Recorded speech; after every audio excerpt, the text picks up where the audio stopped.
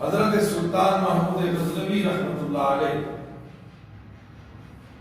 خراسان اور افغانستان کے شہنشاہ، غزنی کے شہنشاہ سلطان محمود غزنوی رحمۃ اللہ علیہ ہندوستان کی سرزمین پر سومناتھ کی مندر کو فتح کرنے کے لیے حملے کیے، کئی حملے کیے، لیکن سومناتھ کا مندر فتح نہ ہو سکا۔ حضرت خواجہ ابوالحسن خرقانی رحمۃ اللہ علیہ کی بارگاہ میں گئے، وقت کا شہنشاہ ہے، وقت کا بادشاہ ہے، لیکن اللہ والوں کے دروازے پر گیا، کیونکہ خود بھی اللہ والا تھا، اہل اللہ تھا، اور ایسا اہل اللہ کہ ایک دن یقین مانے اپنے دربار میں کہنے لگا کہ مجھے خضر علیہ السلام سے ملاقات کرواؤ، خضر علیہ السلام سے ملاقات کرواؤ۔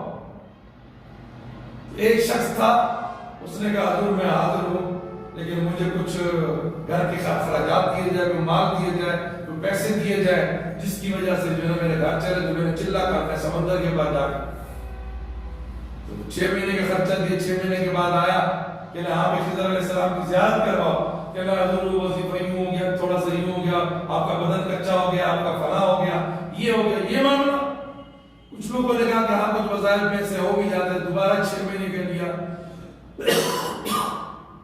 6 مہینے کے بعد پھر کچھ نہیں، سال گزر گیا، تو بادشاہ کو بڑا غصہ آیا کہ اب سال بھی گزر گیا، تو نے خضر علیہ السلام کی زیارت نہیں کرائی۔ اللہ اکبر، اللہ اکبر۔ آپ نے کہا کہ اس کو سزا دی جائے۔ سزا دینے کے لیے آپ نے وزیر سے پوچھا کہ کیا کیا جائے؟ اس وزیر نے کہا کہ اس پر کتے چھوڑ دیا جائے۔ تو ایک بزرگ تھے اجنبی، اس نے کہا اس نے ٹھیک کہا،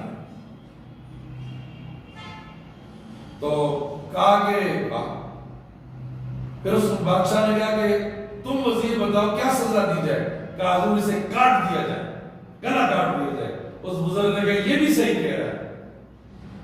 ایاز کھڑا ہوا تھا، ایاز سے پوچھا کہ ایاز تمہارا کہنا کیا ہے؟ کہا حضور آپ شہنشاہ ہے، یہ سال کیا 10 سال بھی خزانہ لوٹ لے تو آپ کس کے اثر پڑے گا؟ اب تو شہنشاہ نے معاف کر دیں، ابو ترگزر کا بل کاظمین الغیظ، اس سے تو پیچھے مومن کی شان یہ ہے، واللہ یحب المحسنین، اللہ احسان کرنے والوں کو محسن رکھتا ہے۔ تو اس بزرگ نے کہا کہ یہ بھی صحیح کہہ رہا ہے۔ تو بادشاہ نے کہا کہ کیا معاملہ ہے حضرت کہ وہ بھی صحیح یہ بھی صحیح؟ کہا کہ یہ جو آپ کا وزیر ہے نا، اس کا باپ ایک بادشاہ کا وزیر تھا جو کتے نے لایا کرتا تھا، تو یہ وہی اپنا اصلیت دکھا رہا ہے، اور یہ اس کا باپ قصائی تھا، اور یہ جو ہستی جو ہے یہ سید السادات ہے، سید ہے۔ سلطان محمود غزنوی تخت سے اٹھا اور کہا ایاز تم نے آج تک بتایا نہیں کہ میں سید ہوں۔ کہا کہ میں غلام کی حیثیت سے آیا تھا، غلامی کر رہا تھا۔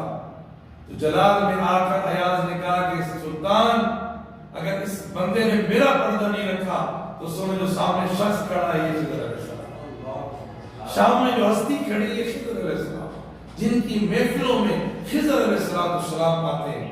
وہ گئے اور خواجہ ابوالحسن خرقانی رحمۃ اللہ علیہ کی بارگاہ اور ان سے کہا کہ آپ دعا فرمائیں کہ سومناتھ کا مندر فتح ہو جائے۔ آپ نے اپنا جبہ مبارک کیا، جبے کی بڑی برکت ہے، قرآن سے بھی ثابت ہے کہ حضرت یوسف علیہ السلام نے جو اپنا جبہ اپنے باپ کی آنکھوں پہ لگایا تو بینائی لوٹ آئی۔ یوسف علیہ السلام نے مصر سے اپنے بھائی کے ہاتھ جبہ بھیجا، قمیص بھیجی۔